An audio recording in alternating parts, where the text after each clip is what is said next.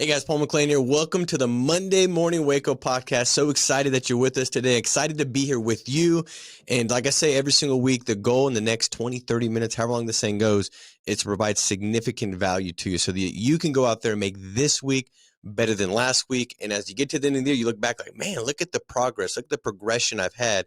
We're now way further than we could imagine. And so today, guys, I believe that the guest that I have on is going to be able to do that for you. This is somebody that's been here for just a minute, but really in his first kind of full year, went out there and helped over 500 families in personal production. Now, this is somebody also that I love what he said after he got that red jacket. He was wearing it. He looked good in red. By the way, everybody looks better in red. But he said, dude, why not help 1,000 families? He went to the conference, saw how many people walk across stage, and he's like, dude, I'm going to do it. And I'm telling you, I believe in him like I believe in you, and I believe without a doubt that he can and he will this year. So if you guys could welcome on Rami Hamady. Rami, welcome to the podcast. Thank you, Paul. Good to have you on. Well, it's good to have you on, man. I'm excited that you're on, and I know that we've got a good relationship that we've developed, man, over quite a few years, and it's really been a pleasure, man, being a business partner with you, to be in business with you, and you provided significant value to the team and the organization. I know today that you're going to bring some great value to the Monday Morning Wake Up podcast audience, and so I really want to kind of first kick off with, I think most people in this time of the year, they make decisions to become more obsessed about certain areas of their life, right? They kind of, as they wrap up the year, they start reflecting and say, man, I wish I would have kind of went more all in this category, that category. Specific to business and to work, I think that a lot of people going in the year, they're like, they start looking at what they want to accomplish, where they want to go. And I think everybody right now is in that spot still of wanting this year to be a productive, big year. For you, now that you've got this goal, this big goal of how many families you want to help, what do you think kind of helps you keep your mind just heightened or just hyper focused, so to speak, where you're just all in it? What do you do that kind of helps you stay there, Rami? Of course. So one thing, Paul, I want to thank you for having me on this call today. You provide a lot of value to my life and outside many other agents as well. So thank you again for having me on this call. Mainly, Paul, in regards to helping 1,000 families, and I'm going to kind of backtrack a bit into hitting Hall of Fame my first full year. My main point and the main reason, to my belief, as why I hit that the way I did is because I have a relentless work ethic. I'm not scared to get down and get to work. I understand that, in order to be successful, you're going to have to do some things, that sometimes you don't want to do per se, right? There's always, those, let's say, day-to-day activities that, like you said before, it's easier to say, I'd rather work than go to the gym. I kind of share that similar aspect. However, what I had to do was really kind of buckle down and understand that, hey, in order for me to truly hit Hall of Fame and this year help 1,000 families, I got to go all in. I have to really make sure that no matter what happens, I'm leaving everything on the table. Everything. Have to have zero gas in the tank. If you can do that, guys, any agent on this who's watching this video and really wants to hit their goal, aim for the stars, guys, so when you miss, you land on the moon. Literally, that's my main saying. Aim for the stars, you land on the moon. And put it all on the table. And that's what I did. In my first full year, I put everything out there and I said, hey, you know what? Let me see what I can do in this business. And I produced the fruit to my rewards, my labor. I love that, dude. And I think that I think a lot of people will state that, everybody goes in and says, hey, this is where I want to go. And then some actually get there, right? And I believe that if you put the work and you do these intangible things, that'll happen. For you, Rami, what did you do that kind of helped support that level of commitment or help solidify that level of commitment? Was there any, did you write down what you had to sacrifice? Did you communicate with people that, hey, I'm going to be more focused on this and this is what we're doing. This is why I'm going to do. Did you do anything that what was supporting the commitment that really kind of helped solidify it? Of course. So one is my support system, right? My family and friends, my mentors, my managers, yourself, Marisa, Christina. Having a really good support system really solidified my belief. I knew that I could do it because everyone else believed in me. And when someone believes in you, it gives you that extra, it instills self-efficacy. So basically, it makes me understand that I can do what I'm doing to the best of my ability and further. Not to mention, I wrote daily affirmations. Right now, I wish I can turn the camera. I have a whiteboard here every day. I write down my goals of the week. Every single day, I write down what I want to accomplish as a human, in general, as a person. Like, what do I want to do? Not just in the business, but do I want to make an impact in Lebanon? Do I want to make an impact with X amount of families, making sure that This son can now pay for his mom's college tuition. This son can now basically retire the mom. This son can now do whatever they want to do. This daughter can do whatever she wants to do. So what I had to do is, like you said, I had to write them down every day. So one, every single morning I woke up, I wrote down what I was grateful for. You gave us a really nice book, I believe, for during convention, and I use that to this day. Funny thing is, I had that book as well, and I just really ran out of it, so now I got a second copy. Nice. But, yeah, so basically, thank you, Paul. I appreciate it, man. I needed it. So I write them all down because, guys, you have to. You have to remind yourself what you're fighting for. You have to remind yourself what you're grateful for as well. That's one thing I did. Second, I had to make sure that, all right, this is my schedule. This is the system. What do I need to do to get where I need to be? And production wise, in order to hit Hall of Fame, I knew I had a block on my schedule. I knew that no matter what, every single Monday and Thursday, I'm booking those 15 to 20 appointments in order to help the 30 to 50 families a month. Now, in regards to helping 1,000 families, I know I have to double down on that. Now, how did I solidify that outside of just saying it and outside of just writing it down? I actually implemented and I executed what I wrote down. So I wrote down double lead flow. Instead of just writing it down and looking at it and saying, I don't have to double my lead flow in order to help 1,000 families, I did. I went ahead, I doubled my lead flow. I didn't care there's no result yet. I understand that, hey, the result's going to be there. If I put the work in, the result will come. If you build it, they shall come, right? So that was my main focus, was like, all right, you know what? Do what you're saying you're going to do. I used to be a person in my life that I could tell anybody and everyone, Paul, what to do and how to do it. But when it comes to myself, practicing what I preach, I was lacking in that category, let's say. Now, joining Family First Life, it's the opposite. I truly now seeing it like you and everyone else around me, I understand now. You have to practice what you preach. You can't just talk about it. You have to walk the walk and talk the talk. And that's what I began to do. I know I went down a little rabbit hole, but I was writing affirmations. I was making sure that my support system was there. I made sure that I believed in myself. And on top of all of that, I had to make sure that it was realistic. I'm not going to say the word burn myself out, but I want to make sure that, hey, this is, it's realistic goals. I don't want to put out on a piece of paper that I'm going to, help 100 families in a day. It's definitely possible, but I want to make it more realistic. So when I'm reading it and looking down at it, it makes it more tangible. Just makes it's a little bit, how do I put it? It's less pressure on yourself. So now if I'm looking at it and I try to crunch everything in a 6 to 9 month window, it's going to make it a little bit stressful. Now I can definitely do it. I know I can. But when you kind of lay it out, it makes things a lot easier. Just like kind of baking a cake. When you have the recipe, you have all the ingredients, it's easy to kind of make that cake. You don't got to be a Michelin star chef to do that. Man, this is so good, dude. Like, I think there's people leaning in right now, and what you're doing is you're giving their commitment some handles to grab onto, because it's very practical. And for anybody that was wondering, is Rami that smart? After you use that word, I think they realize you are that smart. And I know your background, because you said that, I'm like, dude, Rami is smart. I remember you were in med school, right? And you're book deep into those, books and going through that. But the thing is this, man, like, I love what you said about, like, the people you got around, they helped give you belief. Like, they spoke belief over you. And the thing is this, most people in their life, they don't ever have somebody step in and say, man, I believe in you, bro. Like, I believe in you. I think God's put something great in you. And then they find things that they can actually highlight, right, and focus on and spotlight to help them really kind of say, you know what, maybe they're right. And it's that borrowed belief, because I believe that everybody comes in here with a past.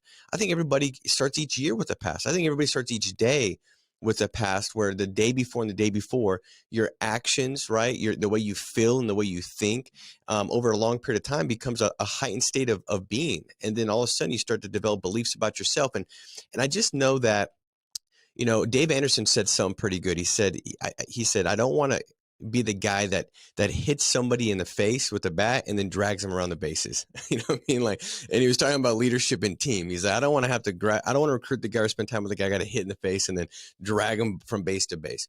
And, I think a lot of times that's kind of how we are with our new person we want to become, with that new version that we need to be, who we need to be to hit these goals. It's like we don't set up these things that solidify the commitment, solidify the new person that you need to be. And so it's essence, like, every day it just feels like, man, I'm getting smacked in the head and I'm dragging myself across the bases. And eventually you drop that person because the weight you're carrying is just, it ain't worth it. And I do believe the best way to get somebody going, or that person going, is surround yourself with people, man, that can speak life over you, that can say, man, I believe in you, that you can start to borrow the belief in yourself from the belief that they've got in you. And that's why it's so essential, as you're working with a team, to be the person that can speak belief into people's lives. to give them that next version of themselves and the image of what that person looks like, and then highlight the things that they see in them that actually resemble that and get them to move towards that. And then the thing is, man, like, you keep the stuff in front of you. Like when you're like, I got the affirmations, I write out my goals. Well, it's got to be in front of you, because if it's not in front of you, then you start looking back. And when you look back, you're going to go ahead and start to develop that old belief and thought process of your former self, because that's the past, how you felt, how you think about yourself. And now you're living in the past and you're just portraying your next version of yourself into the future. That's the duplicate of who you used to be. And I think that it's so essential, man. It's so essential to keep it in front of you. I remember listening to these Navy SEALs, and he said, I don't remember if it was a podcast or a book, but he said when it gets so difficult, where they're like, it seems like there's no way out of it. Like the storm is too great, the adversity is too big, the hope is so small. He says he just looks. They're taught to look to each other and say, "Hey, man, why are you doing this?"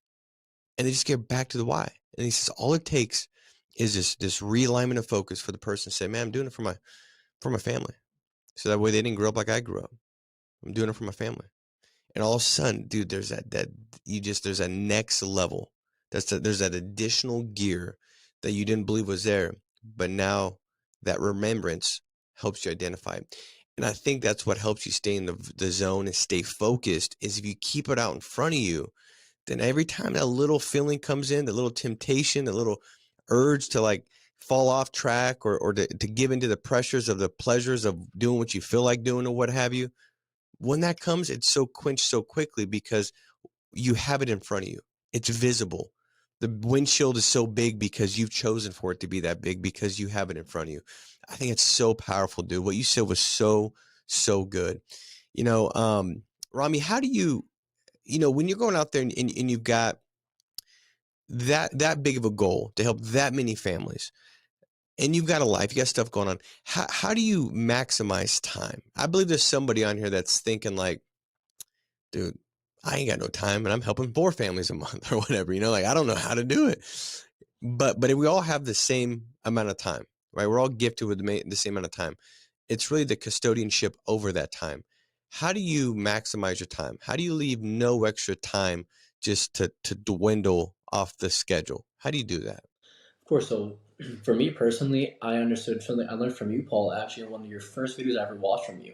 You said make your car a rolling university, right? And basically engulf yourself surrounding FFL.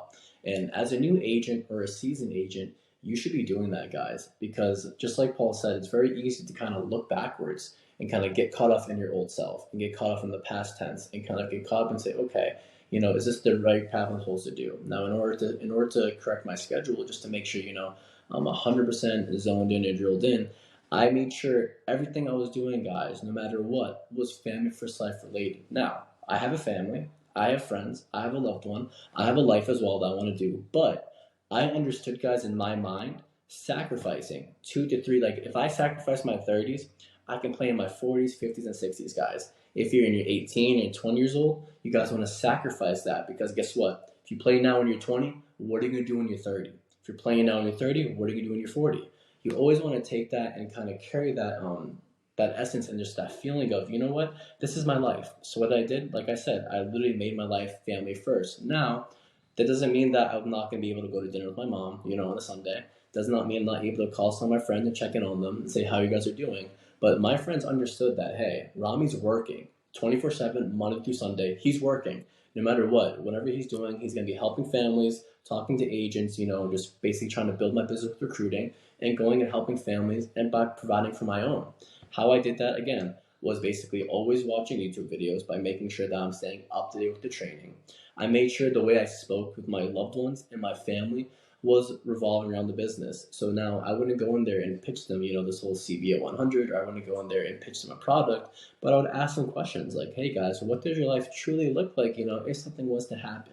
Have you guys ever thought about this? Did you guys ever plan for this? And now just having those basic conversations with your loved ones and family, you stay involved in the system. You keep that belief up that, all right, I'm actually making a difference in life and I'm helping families. That was one aspect that I had to do.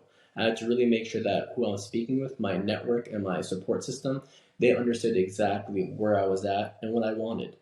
Second, I have to make sure I knew the goal for myself, right? If your goal isn't to hit Hall of Fame, and if your goal is only, to help 10 to 15 families, maybe you don't need to make a car rolling university. But if you're not helping 10 to 15 families, you do need to make a car rolling university. You do need to basically make sure that everything you're doing are income producing activities, or at least you're doing a skill that's going to garner and generate an income producing activity.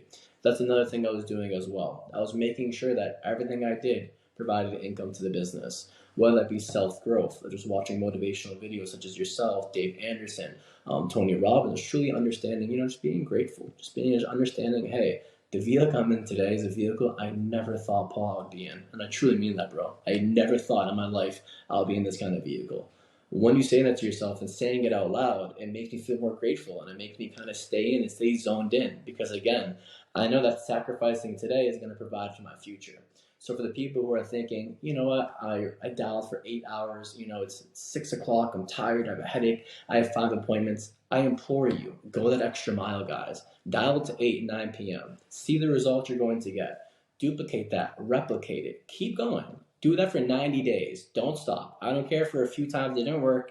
Keep doing it. Over time, the results will garner. You are definitely going to see the results, and then you're going to understand, okay, now it's what Ron was talking about. Now I understand what he meant by all his life is family first life. I'm not saying that as like how we mentioned in the beginning of Paul, you said there's a negative connotation of being obsessed, but then there's a positive connotation of being obsessed. To be the best in this industry, you have to be obsessed. I'm pretty sure that Michael Jordan, LeBron James, my favorite Luka Doncic, and all these other players, they all understood they had to be obsessed with the game and master their lane and master their craft in order to become successful. Now, if they weren't going to the gym and they knew that, hey, in order for me to become a better jump shot, I have to jump better. In order for me to jump better, I have to go to the gym. In order for me to go to the gym every day, gotta be disciplined and wake up at 8 a.m.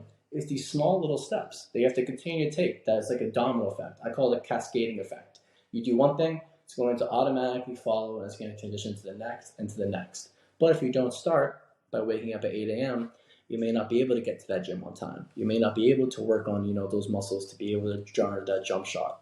Same thing goes here, guys, in the industry. You have to be up early. You have to be watching the training videos, dialing, booking your appointments. Because an hour in the field, as we all know, is worth 100 in the classroom.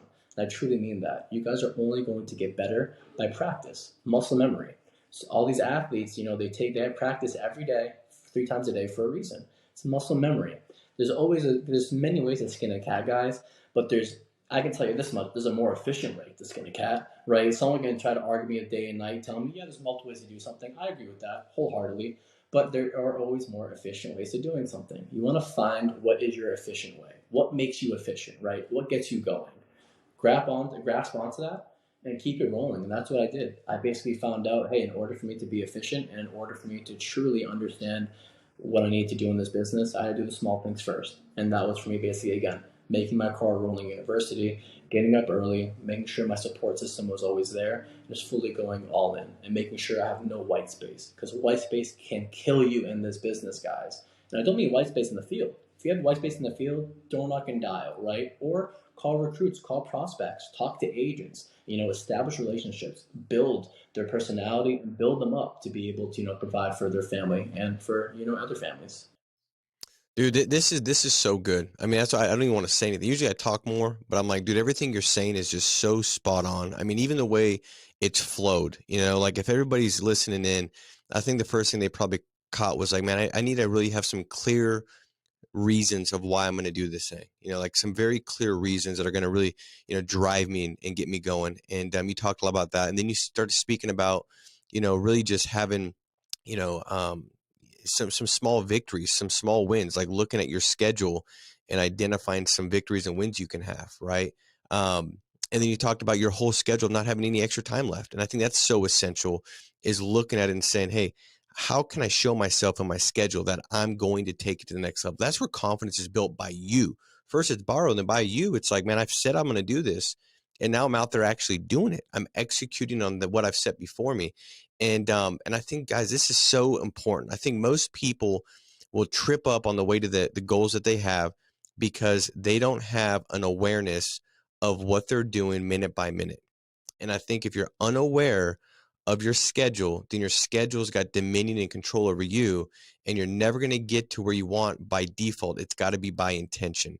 And I just want to say, everybody on here, and I'm talking to myself too. It's like you're speaking. I'm like, dude, I want to look at my schedule because I don't think I have it that dialed in for the rest of the day.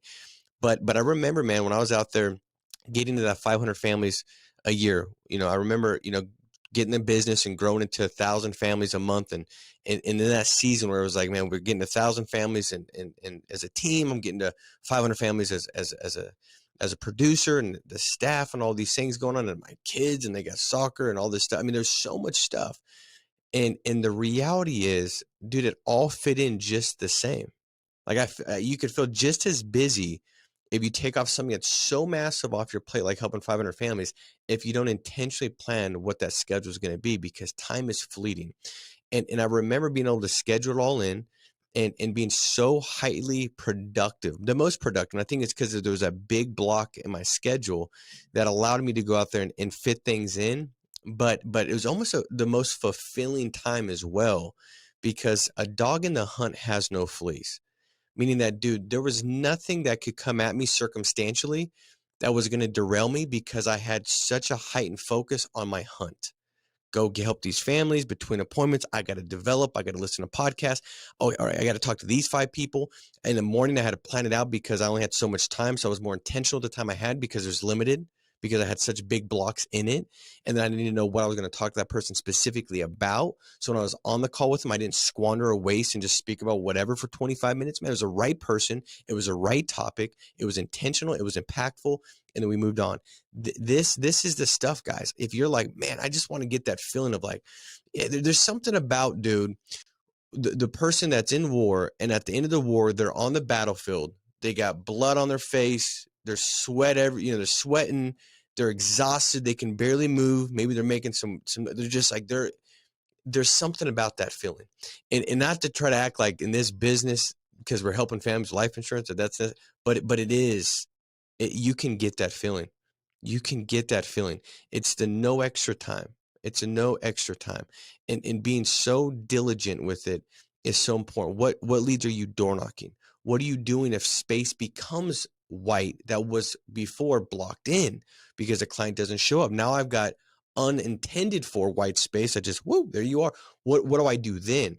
But having everything predetermined and pre-decided to keep your focus heightened and to keep moving forward is so important, dude. And this is what you're talking about, bro. And you're given the practical things to go through, and dude, it's so good, man. I love you for talking about this, and I love you for sharing today. What the value you're bringing is significant, man. Last thing I want you to talk about, Rami, is like, how do you, so you said in the beginning, I think I caught, you said something like, before Family First Life, you were the person that kind of, said you were going to do something and then didn't always follow through. And then, and in all reality, dude, and this is me being very transparent with you, like, this isn't me trying to blow you up or whatever, but like, if I described you, I would say very dependable and does what he says he can do. Like, that's how I would describe you. And I know you pretty well, we speak very often. What helped you with that shift? Was it small wins? Like, how did you all of a sudden develop that big shift in personality and how you see like, how did that change?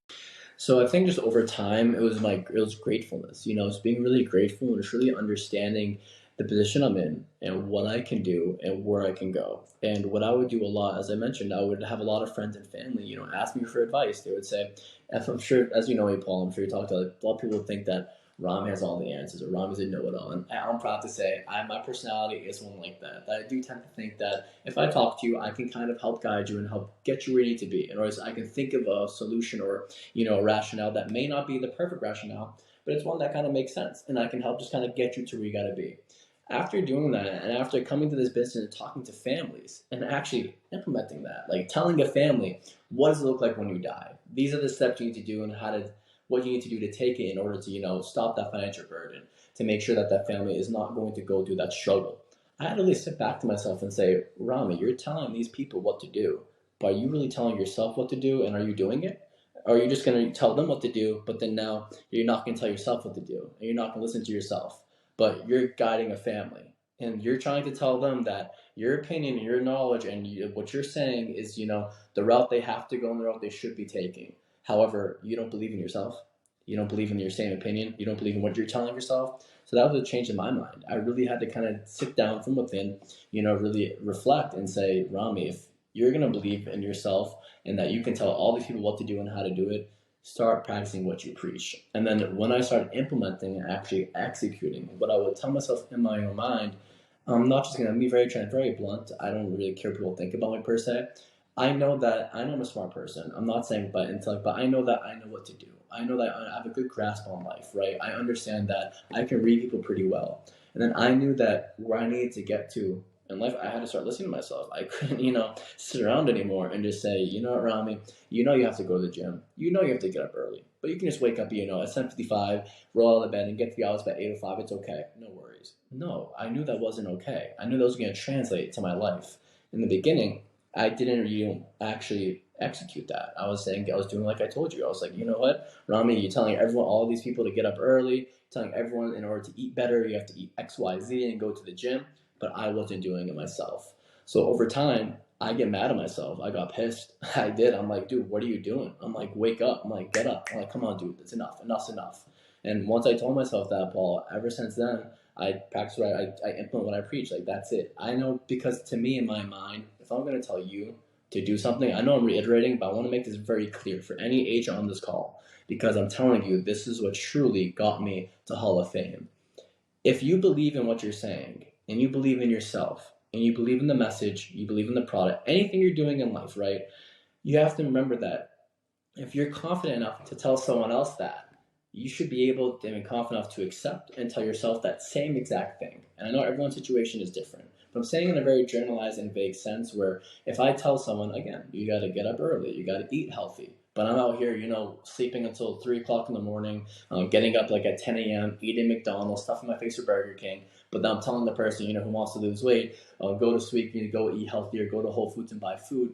That's not right, right? It doesn't make sense. Why would they listen to me? I would hold no credibility. So to me, it was more about being credible and just being established and understanding that, all right, Rami, like, you know what to do, you know how to do it. Let's see what happens when you actually do implement it. And when I did, my life really took a 180 per se. And I'm not saying that I was extremely unorganized and not disciplined, but it definitely amplified my discipline and it amplified my dedication to this business just by going out helping families and making sure that if I'm telling someone what to do, I have to understand that I believe it as well. And I believe in myself. Dude, that's so good, man. I wasn't gazing down. I was taking notes, and I don't typically do that while I'm engaging in an interview and in a conversation. But dude, the stuff you're saying was so good. I wanted to write it. I wanted to take it for myself. The stuff you were talking about, because it was that good. And see, the thing is this: the best way to, like, when I'm hearing you say and I'm thinking about, it's like, man, sometimes if your goal is to be just a phenomenal leader, it starts with how are you leading yourself. And if you can lead yourself in an excellent way, well, then when you lead the other person, you're going to lead them in what they want. They want to be led with confidence, and they want to be led with clarity. And if you can have this first for yourself, you'll be able to do that for them. You'll be able to hold yourself in a confident way because you've built that good reputation with yourself, and that's going to give them faith and hope as they follow you, because you hold yourself with confidence. It's like, dude, if I'm going to go into war and you're like, I think we'll be okay. Like, I know there's 100 of them, but I mean, we got 90, 10 we'll probably live. I'm like, what? Dude, like, that ain't good. But if you're like, oh, dude, we got it, bro. Trust me, we've been here before. They got no shot, man. God's with us. Like, open your eye. And you start, I'm like, all right, dude, let's go. Like, I'm in. I mean, I want confidence. And then the other thing you said, dude, and when you said it, I remember hearing this, and I think it was from Caroline Leaf, maybe, and I'm probably messing it up. Apologize if I am, but she was speaking about it, and it was called like freaking out in the love zone, and what it was about was like, you kind of know what you want. Like, and you get to a point with yourself where it's like, man, I want to serve others. And in essence, I'm giving you, the example you talked about, like, I want to serve others. I want to be able to lead them the right way. I want to be able to lead my clients the right way. But because I love them, but I'm not doing that. And so you get to this point where you freak out in this love zone because you're like, man, I want to go out there and serve them at a better rate. I want to, and it's in this sense of love of like what you want. And when you do that, all of a sudden a lot of times a shift finally takes place when when you're just like, I'm sick and tired of being sick and tired, man. This is what I desire. This is why I desire. It's out of love, man. It's out of where I want to go. It's out of making a difference. It's freaking out in the love zone. And man, I think that was so, the way you said it got me thinking about when she said something, and I might have been messed it up a little bit, but in essence, that's what it made me think of. It made me think of, like, you got to a point where you're like, dude, enough's enough, Rami. Like, let's go, man. Like, I know what I want to do. I want to serve these people, and I'm hurting them. And because I don't want to hurt them, and you freak out in that kind of that environment or zone of love. And then you even said in the beginning that you were just grateful. Like, that helped you with it. It was because it was in the right state of mind. Like, you know what you wanted. It was from the right place, the right heart. And I just think that was a great way to put it, man. Last thing I'll say as we wrap up, guys, is like, a lot of what Rami talked about was just having a very good understanding of priorities. And I think that a lot of times when we feel like we're out of alignment with ourselves, and we're just like not feeling really great, it's a priority issue. Sometimes it's the schedule issue is kind of the fruit, but the root is kind of a priority issue, and you're just kind of like all over the place, and not getting a whole lot done, not really getting some depth to a day. Like, I want depth. I want to dig some depth and get some footing in. I don't want to be surface. Nothing good happens with just surface, but a lot of times it just comes from a realignment of priorities, and saying, okay, what's priority number one? Well, it's probably going out there and serving families. It's probably the sales part of it. Like, that's probably the first thing to put in. And I remember going through things in my life, whether that was, getting a house and building a house, remodeling a house, and then having another baby, and, building a business and building the agency and having these different things take place. And I just remember that, in all those different times, what I realized is that when I was focused on sales and that was my priority, I fit them in through appointments. I fit it all in, but I just know that the other times where it's not a priority and those things take precedence, that's when I feel depleted. And it's like, I can't fit in the main things. And that's where you feel like you're unproductive. And so I would just encourage everybody, guys, make this a focus today to maybe look at the priorities, set yourself up. I know I'm going to do it, man. This has been so good for me, but look at the priorities and set yourself up for a massive week. Guys, I suggest you to go ahead and share this. If you want to make a difference, share this. I promise you, you don't know who's going to watch it. And the person that watches this might make a massive difference for them, because it's definitely impacted me. It's been very, very good. I also suggest that you share this, you like, you subscribe, and you comment below. I know at convention, I had a lot of people come up and say, man, I won the prize. And this was kind of, I guess for me, I was not aware of this, but they're like, I guess I didn't think about it like this. They said, Paul, I was in this spot where I was trying to get this business going. It wasn't going where it needed to go. And there was one batch of leads. It fixed everything for me. It got me back to where I'm at. So I got here and I'm like, seriously? And I mean, it's $250 in lead money, but it might be the right time, and the person gets it at the right moment to take their business to the next level. So make sure to comment below. And guys, let's go out there and make it a massive week. Let's take this stuff. Let's implement it. Let's put it into action. And let's go out there and conquer the week, guys. Be strong. Stay steadfast. We'll talk to you soon. Thanks, Rami. Take care, guys. Thank you, bro. Appreciate you.